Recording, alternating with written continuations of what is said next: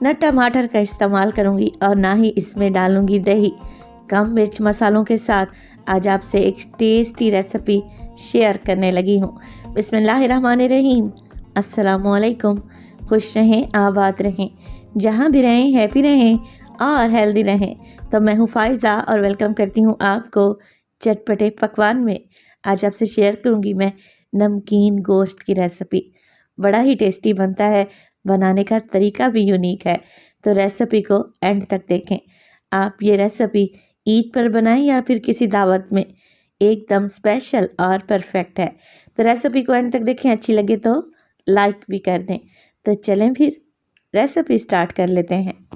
तो ये टेस्टी नमकीन गोश्त मैंने भी एक दावत में बनाया था, इसलिए इसकी क्वांटिटी ज़्यादा है। तकरीबन 2.5 किलो के बराबर मैंने गोश्त लिया है। इसमें बोनलेस पीसेस भी हैं, हड्डी वाला गोश्त भी है और 2 नलियां भी मैंने डलवा रखी हैं। बीफ का इस्तेमाल कर रही हूँ, आप लोग मटन भी ले सकते हैं। बीफ को अच्छे से वॉश करें और किसी स्ट्रेनर में डालकर रखें ताकि इसका ब्लड वगैरह निकल जाए। अब इसे किसी बड़े से पतीले या प्रेशर कुकर में डालें और साथ में इस्तेमाल करेंगे 2 टेबलस्पून अदरक और लहसुन का पेस्ट। अभी इस स्टेज पर मैं 1 टीस्पून नमक डालूंगी। अगर कम हुआ तो बाद में चख लेंगे और सेट कर लेंगे। नमक के अलावा जो चीज़ इसमें जाएगी वो है हरी मिर्चें। तो तकरीबन 10 से 12 अदद आप लोग हरी मिर्चें ले लें, डंडी निकाल कर शामिल कर दें। अच्छा, काटने की ज़रूरत नहीं है, हरी मिर्च को साबित ही ऐड कर दें। देसी घी का इस्तेमाल करूँगी मैं आधा कप। आप नॉर्मल घी भी ले सकते हैं और कुकिंग ऑयल भी डाल सकते हैं। तो देसी घी ऐड करने से नमकीन गोश्त में बड़ा ही रिच फ्लेवर आएगा। तो मैं आप लोगों को सजेस्ट करूँगी कि आप देसी घी ही ऐड करें। पानी डालेंगे इसमें 4 बड़े गिलास या फिर 1 से 1.5 लीटर के बराबर, क्योंकि बीफ है, इसे गलने में टाइम तो लगेगा। बस जी मिक्स कर लें। फ्लेम को ऑन करते हैं और इस बीफ में 1 से 2 अच्छा सा बॉयल आने दें। जैसे ही बीफ में बॉयल आ जाएगा, बस जी कवर लगा दें और तकरीबन 45 मिनट के लिए या फिर 1 घंटे के लिए मीडियम टू लो फ्लेम पे बीफ को पकने के लिए छोड़ देंगे ताकि ये अच्छे तरीके से गल जाए। प्रेशर कुकर का इस्तेमाल कर रहे हैं तो 30 से 35 मिनट के लिए पकाएं। तो बीफ को गलाने में मुझे 1 घंटा लग गया था। अब बीफ को मैंने दूसरी पतीली में शिफ्ट कर लिया है ताकि वीडियो बनाने में और आपको देखने में आसानी रहे। बीफ को चेक कर लेते हैं। माशाल्लाह से बहुत अच्छे तरीके से ये नरम हो चुका है। 4 गिलास मैंने पानी डाले थे, जिसमें 1 गिलास ही पानी बाकी बच गया है। तो यहाँ पर फ्लेम को मैं ऑन कर लूँगी और अब इसमें डालूँगी मज़ीद कुछ खुशबूदार से मसाले।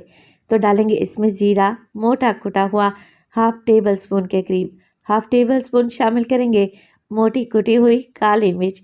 इसके अलावा गरम मसालों में इसमें जाएगी सिर्फ और सिर्फ छोटी इलायची, 4 से 5 हैं, इनका मुंह खोलकर आप लोग शामिल कर दें। इसके अलावा मैं डालने लगी हूँ इसमें हल्दी 1/4 टीस्पून, जिससे कलर अच्छा आएगा।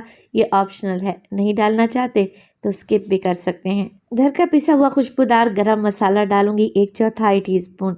गरम मसाले का बस हल्का सा टच ही देना है, ज़्यादा नहीं ऐड करेंगे। बस जी मिर्च मसाले मिक्स कर लें और अब कवर लगाकर बीफ को पकने दें मज़ीद 10 मिनट के लिए, ताकि बीफ में इन मसालों की अच्छी सी खुशबू और टेस्ट आ जाए। तो बस जी कवर लगाकर बिल्कुल दम वाली फ्लेम पे आप लोगों ने बीफ को पकाना है 10 मिनट के लिए।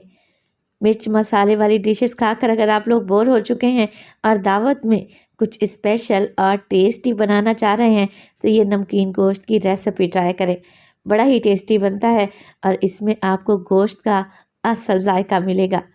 10 मिनट के बाद माशाल्लाह से बेहतरीन सी खुशबू आ रही है मसालों की, और जो हमने इसमें छोटी इलायची डाली थी ना, उसकी ग्रेवी गाढ़ी हो चुकी है।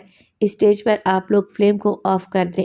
हल्की सी ग्रेवी अभी बाकी है तो मैं इसमें डालूँगी ढेर सारा हरा धनिया। अगर आप बिल्कुल ड्राई गोश्त खाना चाहते हैं तो फ्लेम को हाई करें और इस पानी को ड्राई कर लें। अच्छा, मैं इस बेहतरीन से टेस्टी नमकीन गोश्त को सर्व करने लगी हूँ नान के साथ। तो मैंने इसमें हल्की ग्रेवी छोड़ी है जो कि नान चपाती के साथ बड़ी ही टेस्टी लगती है। तो माशाल्लाह से आप ज़रा चेक करें, लग रहा है ना टेस्टी। बेहतरीन सा नमकीन गोश्त बनकर एकदम तैयार है। आप इसी किसी दावत में बनाकर सर्व करें। इंशाल्लाह ताला मेहमान आपसे ज़रूर इम्प्रेस होंगे, क्योंकि ये बनता ही इतना टेस्टी है।